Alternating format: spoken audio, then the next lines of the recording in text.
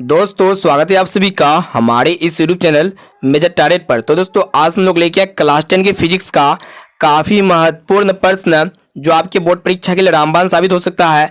इसमें हम लोग फिजिक्स के सभी महत्वपूर्ण वीवीआई ऑब्जर्व क्वेश्चंस को देखेंगे जो आपके फाइनल मैट्रिक बोर्ड परीक्षा में 100% यहीं से आने की संभावना है।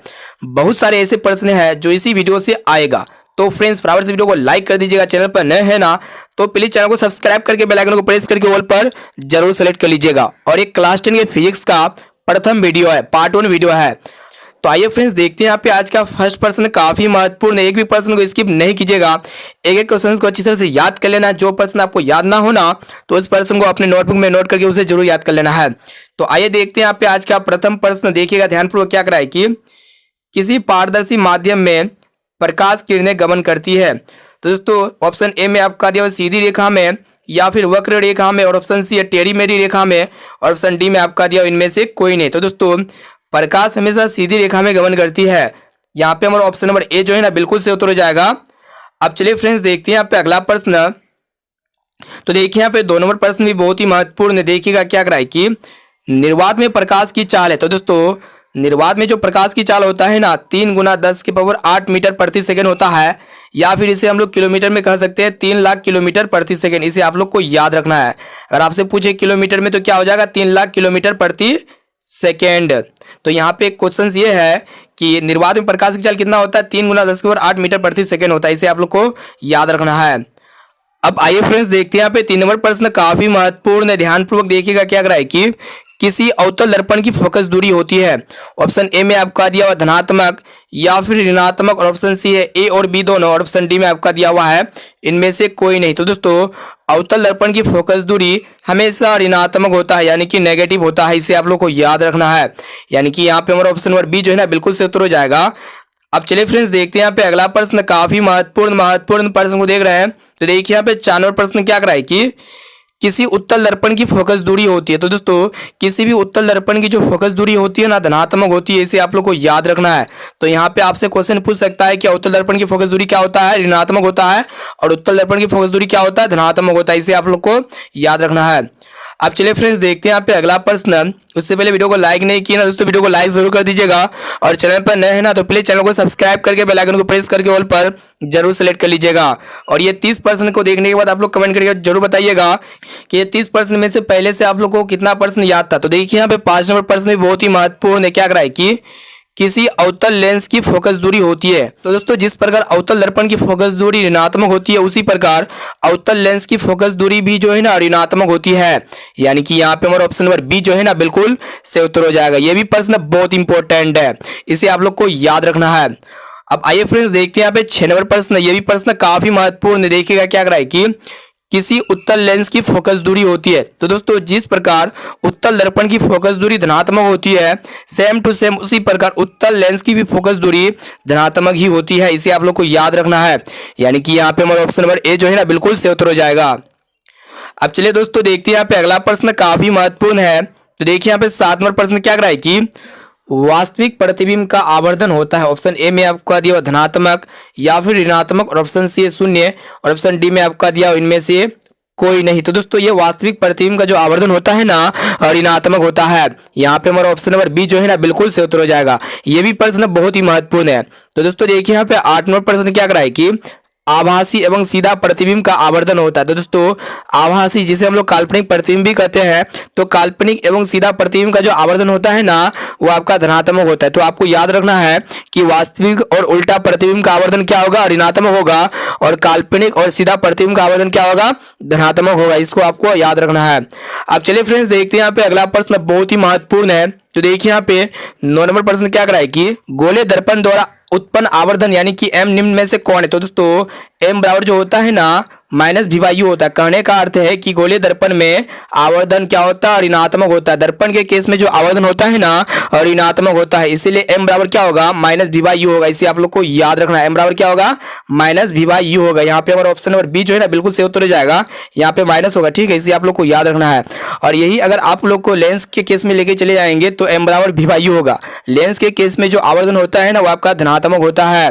तो देखिए यहाँ पे इसी तरह देखते हैं यहाँ पे अगला प्रश्न जो हम आप लोग को बताए कि गोले लेंस द्वारा उत्पन्न आवर्धन यानी कि एम निम्न में से कौन है। तो दोस्तों लेंस के केस में जो आवर्धन होता है ना वो आपका धनात्मक होता है, तो कहने का अर्थ है कि m बराबर क्या होगा, v बाई यू होगा, जो कि यहाँ पे हमारा ऑप्शन नंबर ए जो है ना बिल्कुल से उत्तर हो जाएगा। दर्पण के केस में आवर्धन क्या होता है, ऋणात्मक होता है, और आप लोगों को याद रखना है जो लेंस होगा ना उसके केस में धनात्मक होगा, ठीक है, आवर्धन का मान।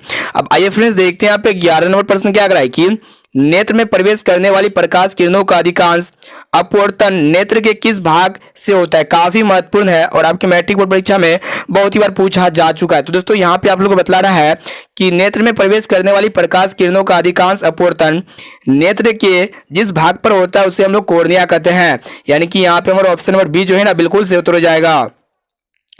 अब चलिए फ्रेंड्स देखते हैं यहाँ पे अगला प्रश्न। तो देखिए यहाँ पे 12 नंबर प्रश्न क्या कराए कि नेत्र के किस भाग पर किसी वस्तु का प्रतिबिंब बनता है। तो दोस्तों नेत्र के जिस भाग पर किसी भी वस्तु का प्रतिबिंब बनता है ना उसे हम लोग दृष्टि पटल या फिर रेटिना कहते हैं। यहाँ पे हमारा ऑप्शन नंबर डी जो है ना बिल्कुल से उत्तर हो जाएगा। और दोस्तों नेत्र में किसी भी वस्तु का जो प्रतिबिंब बनता है रेटिना पर, प्रतिबिंब कैसा बनता है, वास्तविक, उल्टा और वस्तु से छोटा बनता है। साथ में से भी आप लोग को याद रखना है। अब आइए फ्रेंड्स देखते हैं यहाँ पे 13 नंबर प्रश्न क्या कराए कि अभिनेत्र लेंस की फोकस दूरी में परिवर्तन किया जाता है, यानी कि किसके द्वारा अभिनेत्र लेंस की फोकस दूरी में परिवर्तन किया जा सकता है। ऑप्शन ए में आपका दिया पुतली द्वारा या फिर दृष्टि पटल द्वारा, और ऑप्शन सी है पक्षमापी द्वारा, और ऑप्शन डी में आपका दिया हुआ है परितारिका द्वारा। तो दोस्तों अभिनेत्र लेंस की फोकस दूरी में जो परिवर्तन किया जाता है ना पक्षमापी द्वारा किया जाता है, यानी कि यहाँ पे हमारा ऑप्शन नंबर सी जो है ना बिल्कुल से उत्तर हो जाएगा। अब चलिए फ्रेंड्स देखते हैं यहाँ पे अगला प्रश्न। काफी महत्वपूर्ण प्रश्न को देख रहे हैं, प्लीज वीडियो को संपूर्ण शुरू से लेकर आखिर तक जरूर देखिएगा। दोस्तों वीडियो को लाइक नहीं किए ना दोस्तों वीडियो को लाइक जरूर कर दीजिएगा, और चैनल पर नए हैं ना तो प्लीज चैनल को सब्सक्राइब करके बेल आइकन को प्रेस करके ऑल पर जरूर सेलेक्ट कर लीजिएगा। तो देखिए यहाँ पे 14 नंबर प्रश्न क्या कराए कि पुतली के साइज को नियंत्रित कौन करता है। काफी महत्वपूर्ण प्रश्न है। तो दोस्तों ऑप्शन ए में आपका दिया हुआ रेटिना या फिर कॉर्निया, और ऑप्शन सी है परितारिका, और ऑप्शन डी में आपका दिया हुआ है कच्चाव द्रव। तो दोस्तों पुतली के साइज को जो कंट्रोल करता है ना परितारिका करता है, इसे आप लोग को याद रखना है, यानी कि यहाँ पे हमारा ऑप्शन नंबर सी जो है ना बिल्कुल से उत्तर हो जाएगा। तो देखिए यहाँ पे 15 नंबर प्रश्न काफी महत्वपूर्ण है। क्या कराए कि अभिनेत्र लेंस किस प्रकार का लेंस है। तो दोस्तों ये अभिनेत्र लेंस जो है ना ये उत्तल लेंस होता है। यहाँ पे हमारा ऑप्शन नंबर बी जो है ना बिल्कुल से उत्तर हो जाएगा। या फिर प्रश्न इस तरह भी पूछ सकता है कि मानव नेत्र में किस लेंस का प्रयोग किया जाता है, तो उत्तल लेंस होता है, इसे आप लोग को याद रखना है। अब चलिए फ्रेंड्स देखते हैं यहाँ पे अगला प्रश्न। काफी महत्वपूर्ण प्रश्न को देख रहे हैं, प्लीज वीडियो को संपूर्ण शुरू से लेकर आखिर तक जरूर देखिएगा। वीडियो को आप थोड़ा भी स्किप नहीं कीजिएगा, बहुत सारे ऐसे प्रश्न है जो फिजिक्स के यहीं से आएगा, तो एक एक क्वेश्चन को अच्छी तरह से याद कर लेना है। तो देखिए यहाँ पे 16 नंबर प्रश्न ये है कि सामान्य दृष्टि के लिए निकट बिंदु आंख से कितनी दूरी पर है। तो दोस्तों सामान्य दृष्टि के लिए निकट बिंदु आंख से जो है ना 25 सेंटीमीटर दूरी पर है, इसे आप लोग को याद रखना है, यानी कि यहाँ पे हमारा ऑप्शन नंबर सी जो है ना बिल्कुल से उत्तर हो जाएगा 25 सेंटीमीटर। और दोस्तों एक प्रश्न ये भी पूछे जाते हैं कि सामान्य दृष्टि के लिए दूर बिंदु आंख से कितनी दूरी पर है, तो अनंत पर है, साथ में से भी आप लोग को याद रखना है। अब आइए फ्रेंड्स देखते हैं यहाँ पे 17 नंबर प्रश्न क्या कराए कि नेत्र गोलक का व्यास लगभग होता है। तो दोस्तों नेत्र गोलक का जो व्यास होता है ना 2.3 सेंटीमीटर होता है, यानी कि यहाँ पे हमारा ऑप्शन नंबर डी जो है ना बिल्कुल से उत्तर हो जाएगा। प्रत्येक नेत्र 2.3 सेंटीमीटर व्यास का गोलाकार पिंड होता है। ऑप्शन नंबर डी यहाँ पे हमारा बिल्कुल से उत्तर हो जाएगा।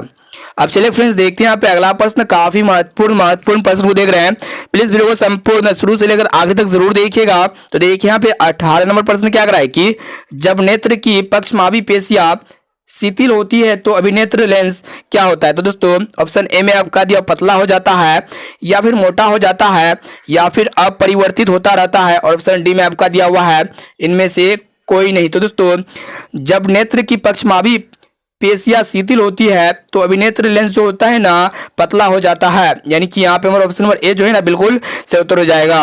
अब आइए फ्रेंड्स देखते हैं यहाँ पे 19 नंबर प्रश्न बहुत इंपॉर्टेंट, काफी बार आपके मैट्रिक बोर्ड परीक्षा में ये प्रश्न पूछा जा चुका है। देखिए यहाँ पे क्या कराए कि जब नेत्र की पक्षमापी पेशियां शिथिल होती है तो अभिनेत्र लेंस की फोकस दूरी क्या होता है। तो दोस्तों जब नेत्र की पक्षमापी पेशियां शिथिल होती है ना तो अभिनेत्र लेंस की जो फोकस दूरी होता है बढ़ जाती है। यहाँ पे हमारा ऑप्शन नंबर ए जो है ना बिल्कुल से उत्तर हो जाएगा।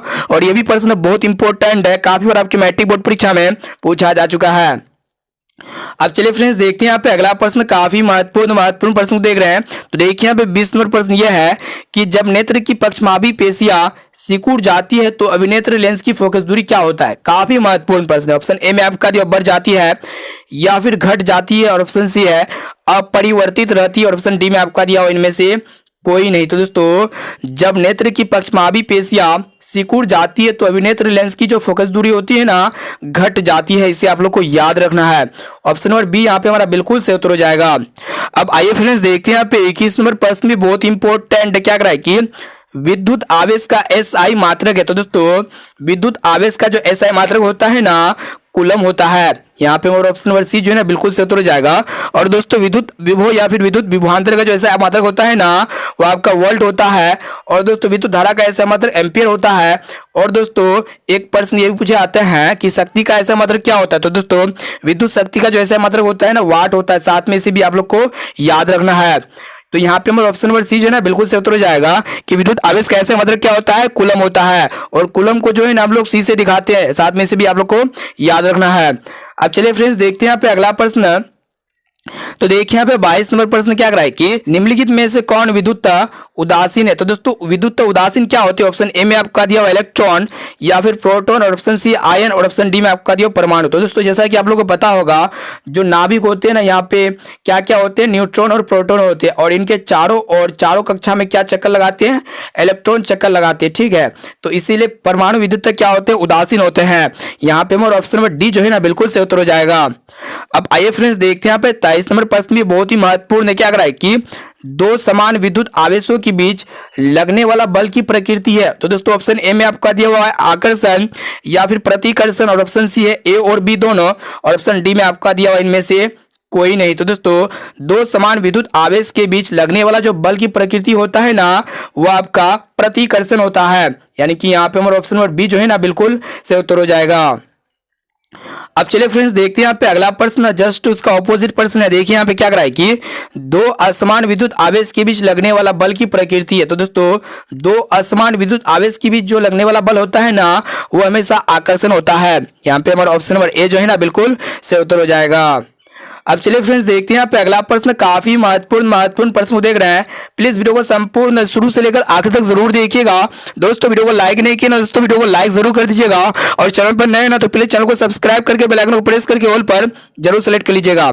तो देखिए यहाँ पे 25 नंबर प्रश्न क्या कर रहा है कि इलेक्ट्रॉन की खोज किसने की थी। बहुत ही महत्वपूर्ण प्रश्न है। ऑप्शन ए में आपका दिया हुआ है जे थॉमसन। तो दोस्तों इलेक्ट्रॉन की जो खोज की थी ना जे थॉमसन ने की थी। ऑप्शन नंबर ए जो है ना यहाँ पे हमारा बिल्कुल सही उत्तर हो जाएगा। अब आइए फ्रेंड्स देखते हैं यहाँ पे 26 नंबर प्रश्न। ये भी प्रश्न जो है ना बहुत ही महत्वपूर्ण है और काफी बार आपके मैट्रिक बोर्ड परीक्षा में पूछा भी जा चुका है। तो दोस्तों क्वेश्चन ये कह रहा है कि प्रोटॉन की खोज किसने की थी। तो दोस्तों प्रोटॉन की जो खोज की थी ना किसने की थी। ऑप्शन ए में आपका दिया रदरफोर्ड ने या फिर जेम्स जैडविक ने, और ऑप्शन सी है माइकल फैराडे ने, और ऑप्शन डी में आपका दिया इनमें से कोई नहीं। तो दोस्तों ये प्रोटॉन की जो खोज की थी ना रदरफोर्ड ने की थी। यहाँ पे हमारा ऑप्शन नंबर ए जो है ना बिल्कुल सही उत्तर हो जाएगा रदरफोर्ड। अब चलिए फ्रेंड्स देखते हैं यहाँ पे अगला प्रश्न। तो देखिए यहाँ पे 27 नंबर प्रश्न क्या कर रहा है कि न्यूट्रॉन की खोज किसने की थी। बहुत ही महत्वपूर्ण प्रश्न है। तो दोस्तों न्यूट्रॉन की जो खोज की थी ना किसने की थी जेम्स जैडविक ने की थी। यानी कि यहाँ पे हमारा ऑप्शन नंबर सी जो है ना बिल्कुल सही उत्तर हो जाएगा जेम्स जैडविक। अब आइए फ्रेंड्स देखते हैं यहाँ पे 28 नंबर प्रश्न भी बहुत ही महत्वपूर्ण है। क्या कर रहा है कि इलेक्ट्रॉन पर आवेश होता है। तो दोस्तों इलेक्ट्रॉन पर जो आवेश होता है ना 1.6 गुना 10 के पावर -19 गुलाम होता है। इसे आप लोग को याद रखना है। यानी कि यहाँ पे हमारा ऑप्शन नंबर बी जो है ना बिल्कुल सही उत्तर हो जाएगा। अब चलिए फ्रेंड्स देखते हैं यहाँ पे अगला प्रश्न, बहुत ही महत्वपूर्ण प्रश्न को देख रहे हैं। देखिए यहाँ पे 29 नंबर प्रश्न क्या कर रहा है कि किसी वस्तु पर उपस्थित आवेश की जानकारी किस यंत्र से प्राप्त किया जाता है। काफी महत्वपूर्ण प्रश्न है। तो दोस्तों किसी भी वस्तु पर उपस्थित आवेश की जानकारी जो प्राप्त किया जाता है ना इलेक्ट्रोस्कोप यंत्र की सहायता से किया जाता है। इसे आप लोग को याद रखना है। यहाँ पे हमारा ऑप्शन नंबर डी जो है ना बिल्कुल सही उत्तर हो जाएगा। और दोस्तों एक प्रश्न ये भी पूछे जाते हैं कि सूक्ष्म जीवों को देखने के लिए किस यंत्र की सहायता ली जाती है। तो माइक्रोस्कोप की सहायता ली जाती है। साथ में से भी आप लोग को याद रखना है। अब चलिए फ्रेंड्स देखते हैं यहाँ पे आज का लास्ट और अंतिम प्रश्न बहुत ही महत्वपूर्ण है। तो देखिए यहाँ पे प्रश्न क्या करा है कि विद्युत धारा का एसआई मात्रक है। तो दोस्तों विद्युत धारा का जो एसआई मात्रक होता है ना एम्पियर होता है, यानी कि यहाँ पे हमारा ऑप्शन नंबर सी जो है ना बिल्कुल से उत्तर हो जाएगा। और विद्युत आवेश का एसआई मात्रक कूलम होता है। और दोस्तों विभवांतर या फिर विभव का एसआई मात्रक वोल्ट होता है। और विद्युत शक्ति का एसआई मात्रक वाट होता है। साथ में इसे भी आप लोग को याद रखना है। तो दोस्तों इसमें हम लोग काफी महत्वपूर्ण फिजिक्स के 30 इंपॉर्टेंट ऑब्जर्व क्वेश्चन को देख चुके हैं, जो आपके फाइनल मैट्रिक बोर्ड परीक्षा के लिए बहुत इंपॉर्टेंट है। और दोस्तों ये 30% में से आप लोग को जो भी प्रश्न अगर याद ना हो ना, तो उस प्रश्न को अपने नोटबुक में नोट करके उसे जरूर याद कर लेना है। और आप लोग कमेंट करके जरूर बताइएगा कि ये 30% में से पहले से आप लोग को कितना प्रश्न याद था। इसका जवाब जो है ना आप लोग कमेंट करके जरूर बताइएगा। अब आइए फ्रेंड्स देखते हैं यहाँ पे आज का होमवर्क प्रश्न जो स्पेशली आपके लिए तैयार किया गया। देखिएगा क्वेश्चन ये करा है कि नेत्र लेंस किस प्रकार का लेंस है। तो दोस्तों नेत्र लेंस किस प्रकार का लेंस है। ऑप्शन ए में आपका दिया हुआ है अवतल लेंस या फिर उत्तल लेंस, और ऑप्शन सी दोनों ए और बी, और ऑप्शन डी में आपका दिया हुआ इनमें से कोई नहीं। तो दोस्तों इसका आंसर क्या होगा आप लोग जो है ना कमेंट करके बताना है। अब चलिए फ्रेंड्स देखते हैं यहाँ पे दोस्तों अभी तक वीडियो को आप लाइक नहीं किया ना, दोस्तों वीडियो को लाइक जरूर कर दीजिएगा। और चैनल पर नए ना तो प्लीज चैनल को सब्सक्राइब करके बेल आइकन को प्रेस करके ऑल पर जरूर सेलेक्ट कर लीजिएगा। और इस वीडियो को अपने दोस्तों में एक बार जरूर शेयर कीजिए, ताकि वो भी अपने मैट्रिक बोर्ड परीक्षा में अच्छे से अच्छे मार्क्स ला सके। तो दोस्तों फिर मिलते हैं जल्द ही अगले वीडियो पे।